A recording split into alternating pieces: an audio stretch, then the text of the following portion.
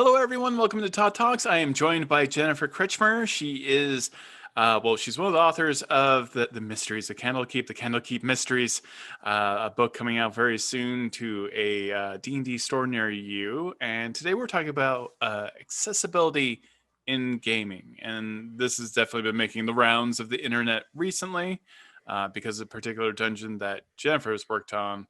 But Jen has worked on a lot of either she's worked on specifically tools for accessibility when it comes to tabletop role-playing games, or else or has made extremely helpful links and guides that will take you to locations for all the questions you might have. So can you tell me a little bit about that first off? Sure. So hi, my name is Jen Kretchmer. I am a red-haired white woman. I have a background behind me of a kind of mystical forest-looking thing, and I'm wearing an off-the-shoulder sweater. The reason I'm describing this is for blind, low vision folks who may be watching the stream. I have Ehlers-Danlos syndrome, which is a connective tissue disorder, and I have a few other associated issues. But because of that, I have joints that are very unstable. They regularly dislocate. It causes a lot of pain, chronic fatigue. It affects a number of my other systems in my body. And I'm an ambulatory wheelchair user. I call myself the Riddle of the Sphinx because I can either be on 2 legs, 3 legs, meaning my cane, or I can be in a wheelchair depending on kind of the day and how I'm feeling and what joints are in place and what isn't. I minored in disability studies at UC Berkeley. I think I was 1 class short of officially getting the minor because it was only offered once when I was there and I didn't know about it when it happened. But I've been working in accessibility and disability for more than 15 years at this point. And I have been working to increase accessibility and inclusion in tabletop gaming specifically, as well as media. I'm a TV producer, actor, writer, as part of my career. That's something that's really important to me, and it's a vastly underrepresented community in terms of storytelling, in terms of the representation we do get of disability, and in terms of the ways we allow people to access media. Absolutely. And you've been a long-term player in Dungeon Master, correct? Yeah, I started playing almost 20 years ago. I've been DMing for more than 16 years, I think. I started with 2nd edition. So yeah, I've played everything since, and I love the game.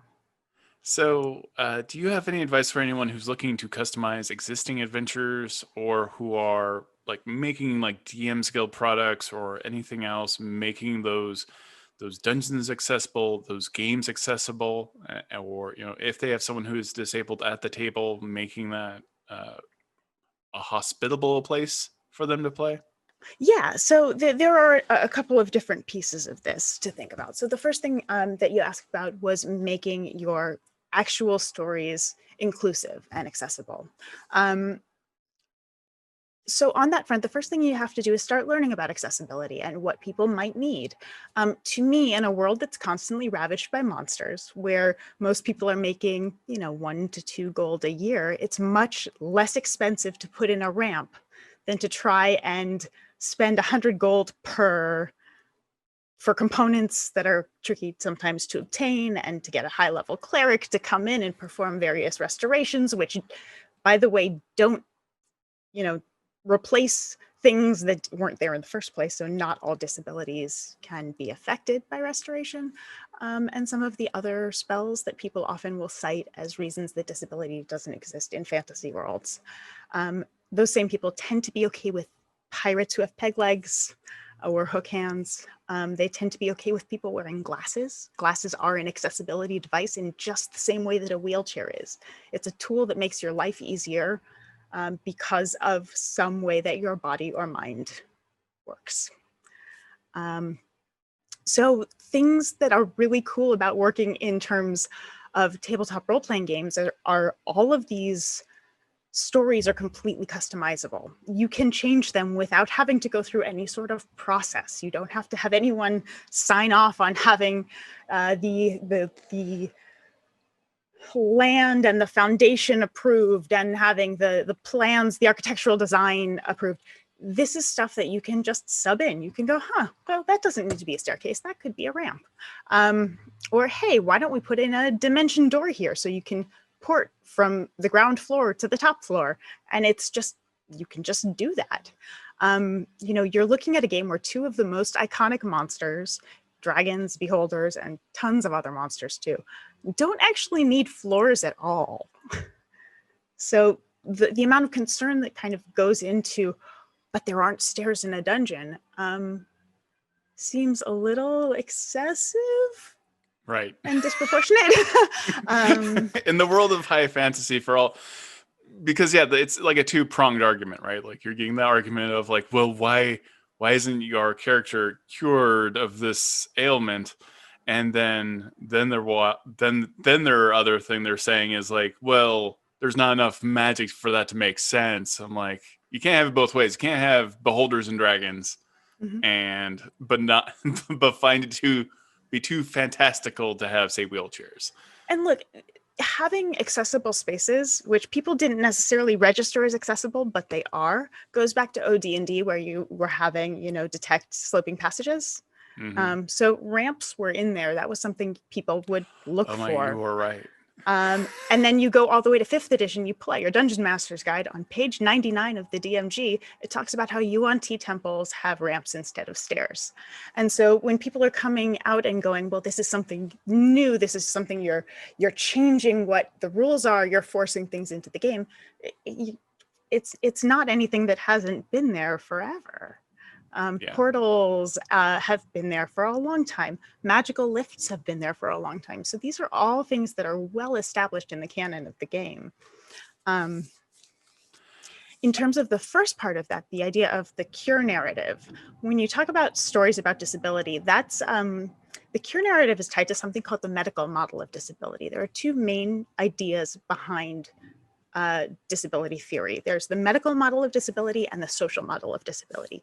Most people working in disability studies today work within the social model. So the medical model says, if you are disabled, there is something wrong with your body or your brain, and it needs to be fixed. You are missing something, you lack something, something is wrong. That leads to a lot of ideas of like everyone wanting to be cured or fixed or have some sort of mobility restored, or have their neurodiversity changed to becoming neurotypical. When you look at something at the social model, the idea is that when you have a lot of people, you have variance in bodies and brains. You have tall people, short people, people with different colored hair, skin, eyes. That's all perfectly normal. And that includes different types of bodies and brains. So the issue is not the people themselves. The issue is that society is not accessible, that we're not creating spaces where people are welcome and able to participate fully in society. Right. Yeah. Yeah, so within that, the idea of cure narratives often are really troublesome. And so if you're trying to create an inclusive and welcoming table, not all disabled people have the experience of feeling like they need to be cured or fixed. So that can be a really challenging storyline to put a disabled character into if someone decides to play a disabled character or becomes disabled in the process of adventuring. And then you really need to be talking to your dungeon master. And as a dungeon master, you should absolutely be talking to your players about that type of thing. That is your responsibility to handle and to have that conversation, and not also remove that agency away from a character. Don't force someone into that situation without consent. And it also opens up, there are so many interesting ideas you can play with in terms of addressing these things in game. And looking at the world in different ways. When you're looking at something like blindness or deafness, what actually happens in the real world in your brain has to do with a rewiring. It's not a superpower. It's just your brain diverts more attention to different sensory inputs. So if you're a newly blind person, so if you were, say, suddenly under the experience of the blindness deafness spell, and you had never had an experience with being blind, it's the same as if you put on a blindfold and you're going to have trouble navigating the world. Mm-hmm. But if you're a character who's been blind for many years, you're going to have a pretty smooth time of getting around and navigating and functioning in the world because you've been doing it for a long time and your brain has wired itself to facilitate that. So those are things that I think people don't think about. And additionally, when you're talking about disability, it's not a binary. It's not, you're not completely one thing or another. So 90% of blind people have some vision. They're not faking it. If you see a blind person who's looking at a phone, they're not faking it. There are variances in blindness, even within the same day. It's the same way that people don't know that ambulatory wheelchair users exist. So people get accused of faking it. There were those memes going around of a woman at a supermarket reaching up to grab a bottle of alcohol, and it was full of, all sorts of horrible things. But the reality is she's an ambulatory wheelchair user, and people don't understand that that's a thing that exists. They understand it in regards to aging, but they don't understand it in regards to younger people necessarily. Yeah, there's also like different types of neurological dysfunction when it comes to your eyes, where you can see but you can't understand what you're saying. You're incapable. There's processing disorders. Absolutely. Yeah.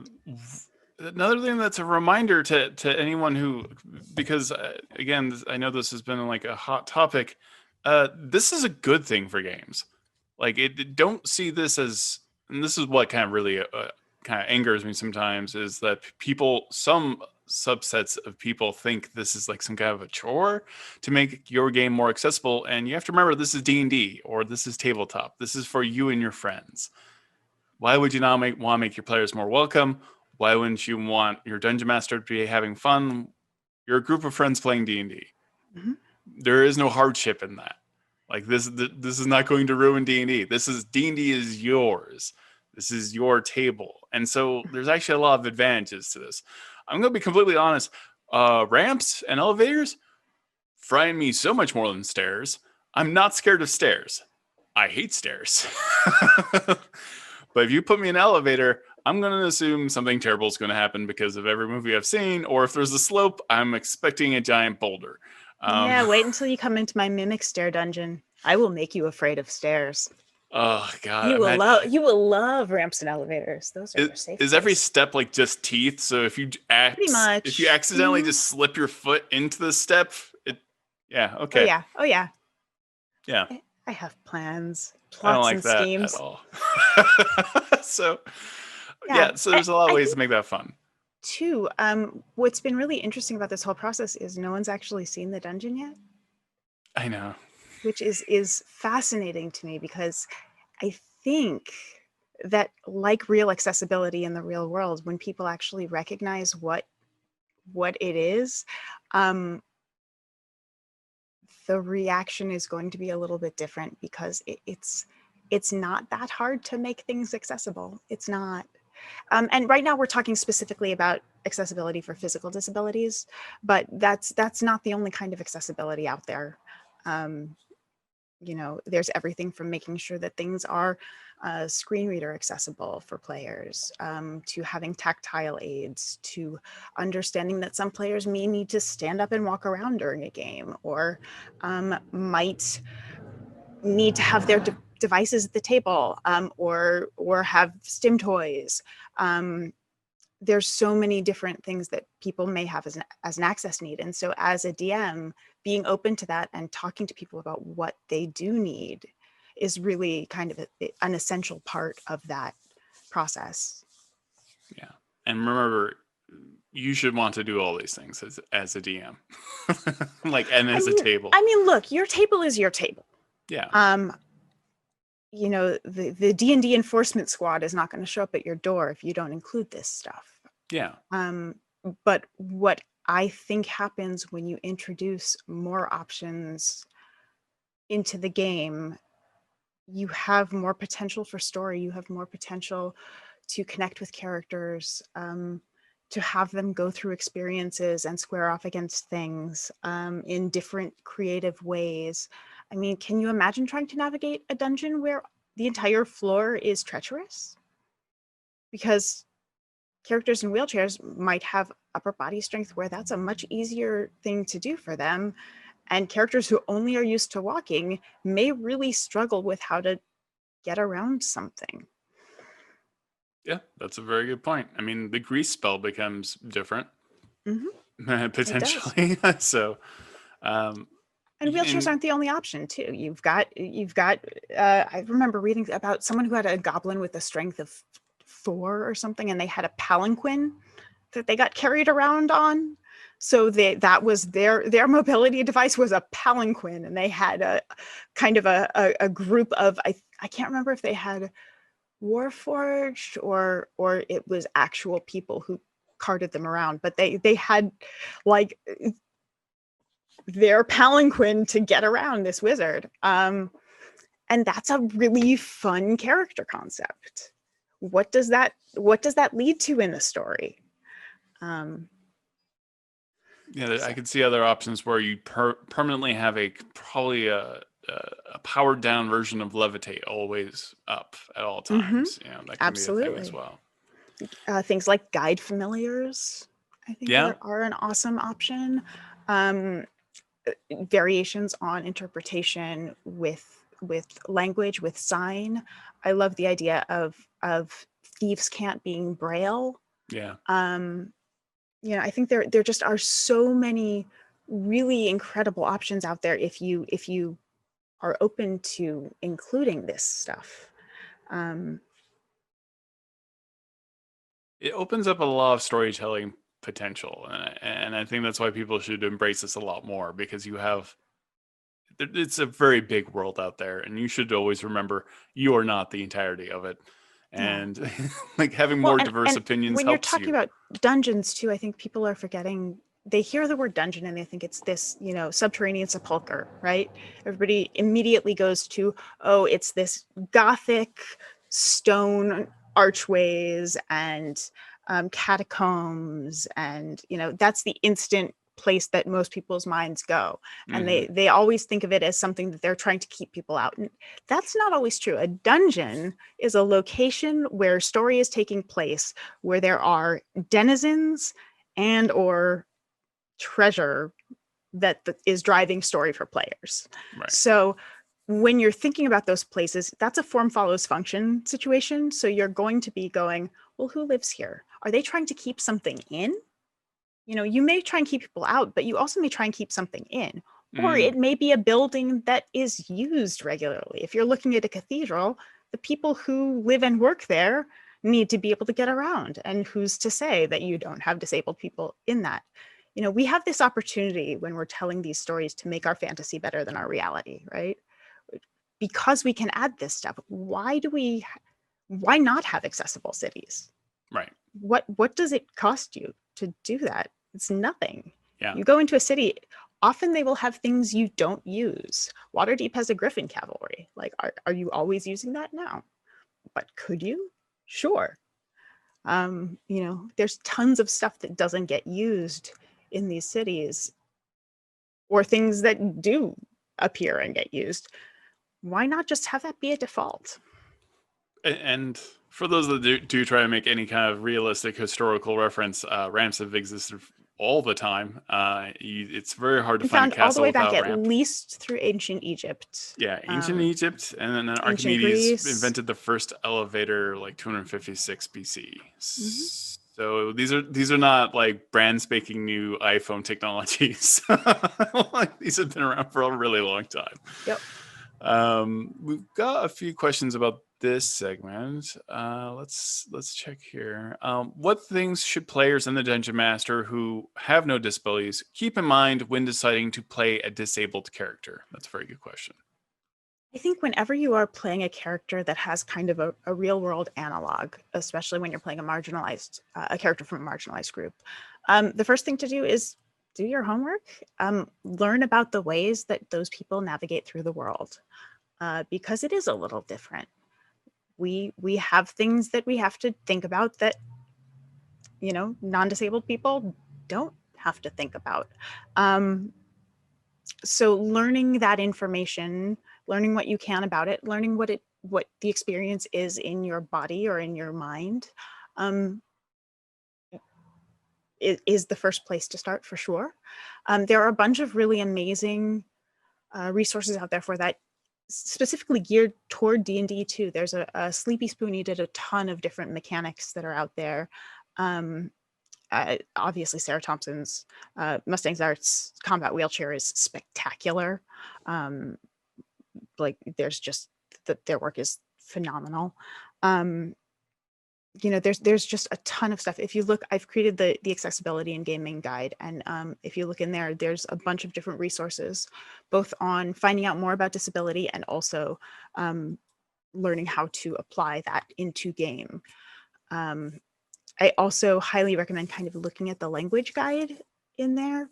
Autistic Hoya did a fantastic, Lydia Z. Brown did a fantastic guide on ableist language. So you can start, the warning on that is once you start digging into it, you recognize how deeply entrenched ableist attitudes are in our language. So something like turn a blind eye actually has connotations. It's a negative connotation of ignorance that you're attributing to blindness.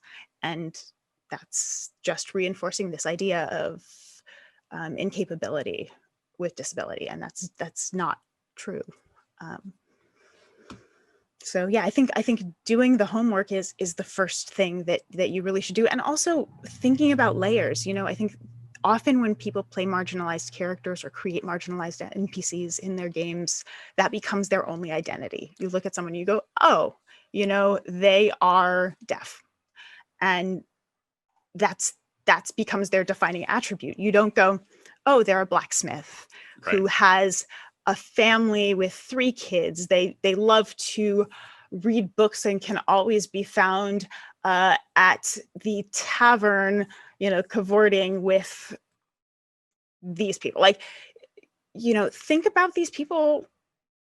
Think about people as people, and flesh them out with the nuance that you would anybody else.